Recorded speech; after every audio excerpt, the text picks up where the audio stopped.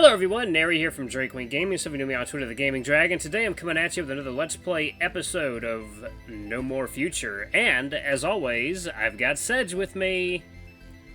Hello. I'm the guy who's responsible for the schedule of this game being extremely fucked up these weeks. Hey, we've got different lives. You're all good. It just means people look forward to the next episode even more. Alright, so let's just jump right into it. And Sedge says he believes that we're going to be able to finish the chapter today? Yeah. Oh, I can't wait. Also, I just noticed that guy has hearts in his eyes. Okay. That's pretty cool detail.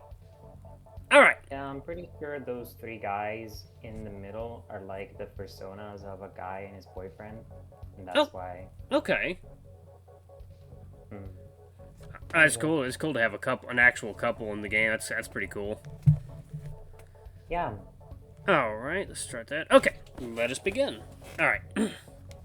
Her expression is still as unimpressed as ever, while her trays are much fuller than you thought they'd be. You don't recall ordering that much food, honestly, though it's very much possible that you did, busy as you were mulling over Nem's sudden appearance earlier. You pray that Jasper or those dreaded owners won't find out about this little waste of company dime. Go. Nachos, chicken sticks, spaghetti meatballs, salmon carpaccio, and a bottle of water. Did I forget anything? Oh, could you maybe raise your volume a little bit? I noticed it's just a little bit low. Oh, sorry. Is this fine? That's better. That's much better. Okay, great. All right. It looks like Daphne's still giving you the proverbial cold shoulder for the time being. It's like you somehow offended her without even realizing it, though it could just be you taking things too seriously again. You try not to let it get to you as you answer. Yeah, that's about all I asked for. If there truly was anything more, you won't bother to check. This feast is already too big for one person to eat through. Good. Honestly, the walk through near the kitchen never gets any shorter. Especially when you have to walk it over and over again, I imagine. Yeah. In the midst of this conversation, the girl grabs a nearby chair and nonchalantly drags it closer to your table. Though it faces the wrong direction, she doesn't seem to care as she sits down and resumes the conversation. Shoot. Huh? Didn't I surprised? I've seen you staring. You mean to ask me something, yeah? Go on. I'm listening. Daphne's not exactly wrong. There are many questions prodding at the back of your head, and you'd be lying if you said you weren't interested in finding some answers.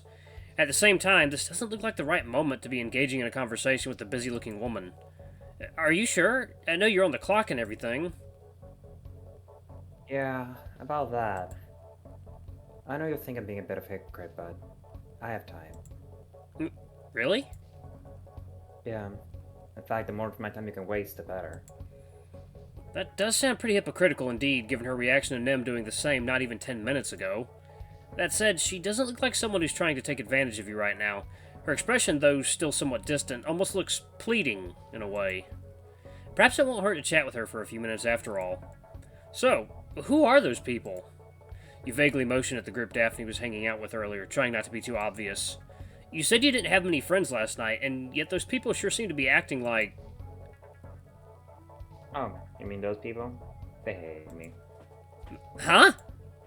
Never in a million years would you have been able to arrive at this conclusion. Are you sure about that? Well, I guess hate is a bit of a strong word. It's more like they're repulsed by me. Repulsed? Daphne tries to keep quiet, but it's evident that she has a lot more to say about this than she let on. Eventually, after giving it some thought, she releases a final sigh as she gets ready to deepen her explanation. Yeah, that's what intrigues them about me. Of course, they never say it out loud. Therefore, they'll call me interesting or outstanding or whatever that word they're obsessed with that week. But at the end of the day, all they really do is poke fun of me for the way I look. That's why I drive all the way here from other cities or states. That's why they invite all their friends and families and treat this like some kind of sick vacation trip. All this just to see me. All this just to laugh at me. And I have to play along with it all. Unless I want to get fired. Pretend like they're the funniest people in the world and I'm some kind of genetic freak. And all I get returned is $8 an hour. All because of the misfortune of being born a human. You almost cannot believe what Daphne's telling you, and yet her expression leaves little room for doubt. She sounds dead serious as she describes her awful situation, which she seems powerless to stop. That's horrible. You never would have thought people like Daphne would still be treated like that these days, like some kind of alien or exotic pet. You thought the times had moved beyond pettiness like that. Just imagining what she must have felt there at the table just now, surrounded by those people, it's enough to make you shiver. Does this happen regularly? It happens daily. Faces change, the ages change, the clothes change, but they're added towards me. That one never changes. You feel a burning rage shining within you as you fight the urge to walk over to that table and serve those pricks a knuckle sandwich of your own design. Not like that'd do either of you much good. Daphne would likely lose her job if you tried to confront them about their actions. Well, you just lose everything. As much as it pains you to admit, there's nothing you can do to help your friend out as it stands. Does your boss even know of this? Of course he does. You think set this whole thing up? They could have just stuck to their usual clientele that's already more or less used to having me around, but no. They wanted those big, fat, rich kid wads that bad. Well, isn't there anything you can do about it? Obviously your employer's not going to help you out, but maybe Nem could... Nemra is just a waiter, same as me. If I can do shit, neither can he. The only reason your boss keeps you around is so he can look at the upper tables while busy pampering the rich shitmongers most of the day. Unlike me, he's replaceable. Though when he tries to speak up or do something to upset my leadership of our VPs, you can bet he's gonna get his ass fired. The human once again sighs as she uncomfortably shifts in her seat. Which is exactly what he just did. I really hope the manager doesn't find out about this. What are you talking about? The only reason I'm here chatting with you right now is because he told those idiots that he really wanted me to come hang out with you, and the manager agreed. Obviously, that's bullshit. I had a pig stuck in his office as usual, watching football or whatever while we're out here working. And with some luck, that's where he'll remain until those people are gone. I hate for anyone to get in trouble just because he wanted to help me out. You're honestly quite surprised. You didn't expect the girl's mood to do a complete 180 like that all of a sudden, and show you such a caring side of herself, too. Maybe you have misjudged her all along. Her abrasive attitude today is probably the result of untold stress and pain at her job. At least she still has the strength to care about your other friend even amidst these turbulent times. Does this mean you care about him? About Nem, I mean. You didn't seem all that happy around him earlier. He's one of the few people out here who's never given me shit because of how I look. That's more than I can say about most people I've ever met. That said, I don't exactly care about him. I just don't want him to get hurt because of me is all. Other than that, we're just co-workers. That sounds a whole lot like caring, truth be told. Whether Daphne is trying to be edgy on purpose or whether she's actually that dense is beyond you. So, I presume quitting this job is off the table? You expected the human to react harshly to your suggestion, and yet her reaction is anything but. In fact, she looks a lot more dejected than angry as she replies. It's not like I wouldn't be able to find another job. It's just that nothing would change even if I did. How so? It'd just be the same old story all over again, really. It doesn't matter who hires me. The grocery store, jewelry, fucking Leroy Luffins. All of them will find a way to advertise to the world that a human's working for them now.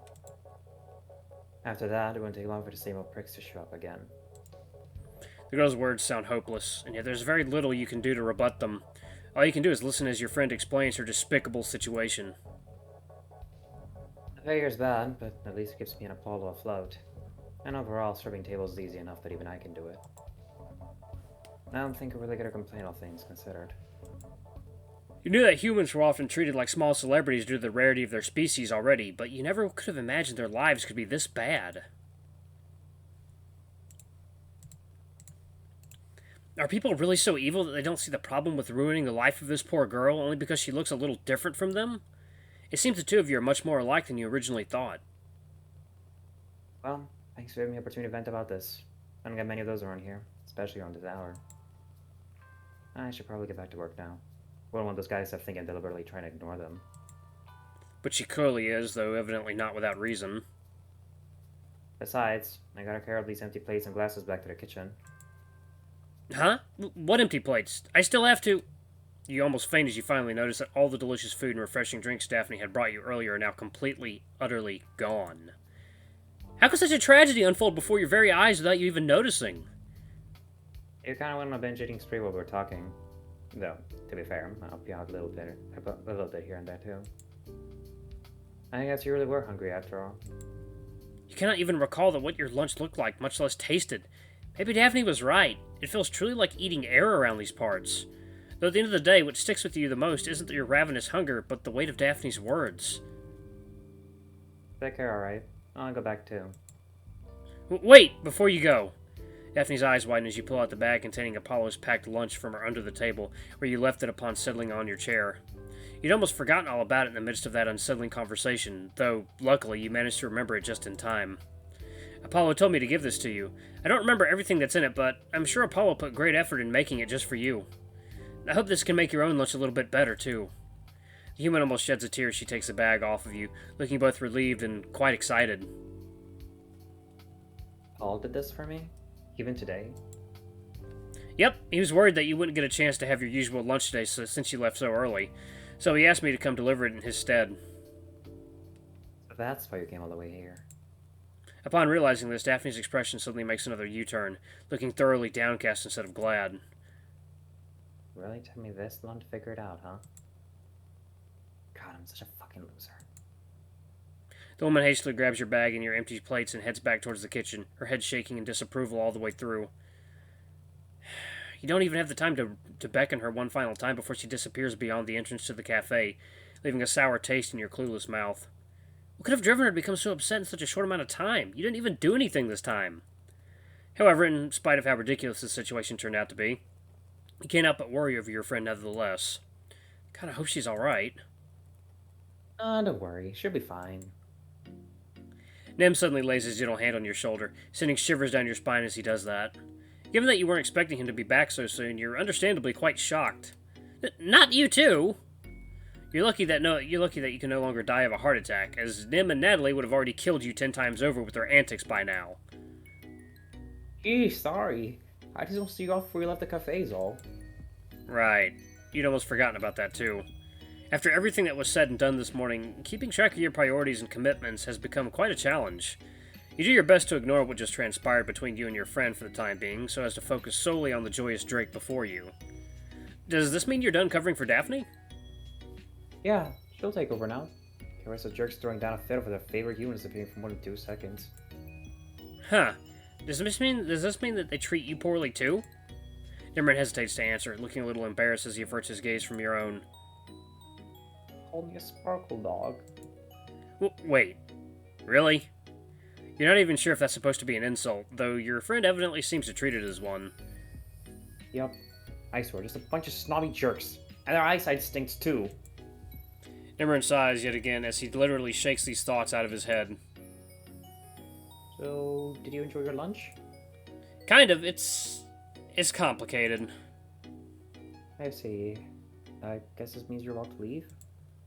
It seems that way, though before I go...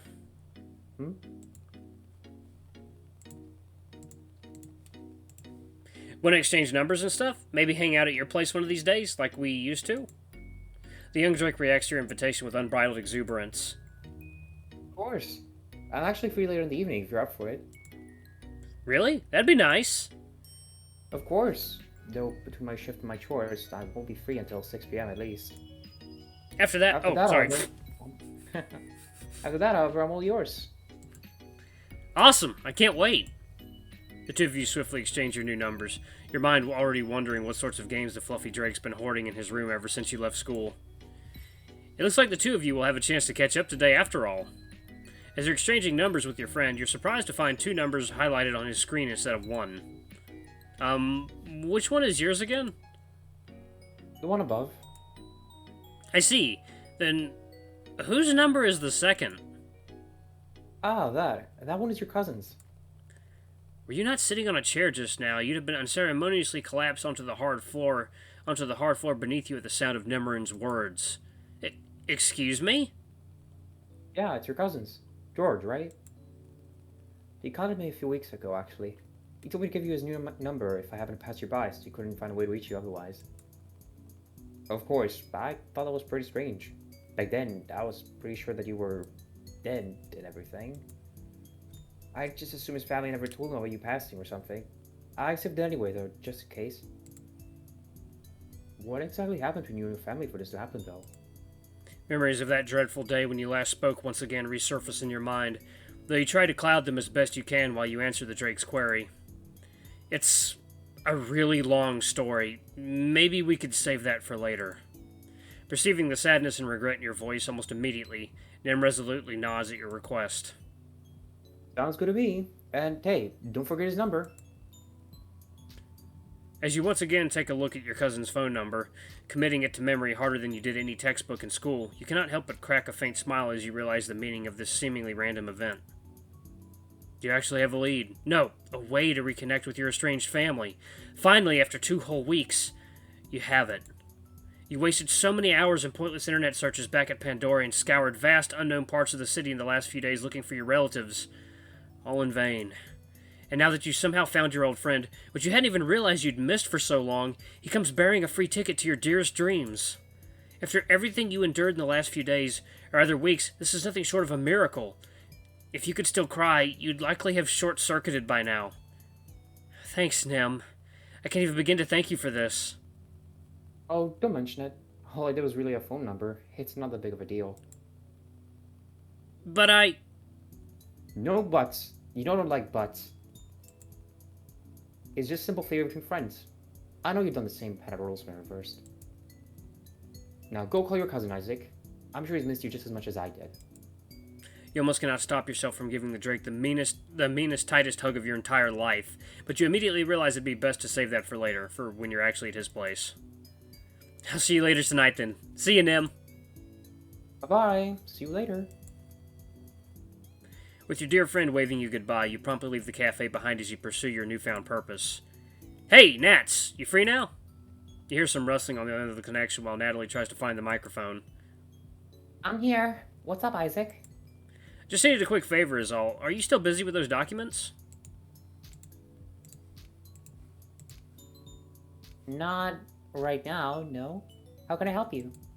You briefly take a look at your surroundings. You're still standing in the middle of a heavily trafficked plaza, full of people who keep giving you mean looks and spreading harsh whispers everywhere you look.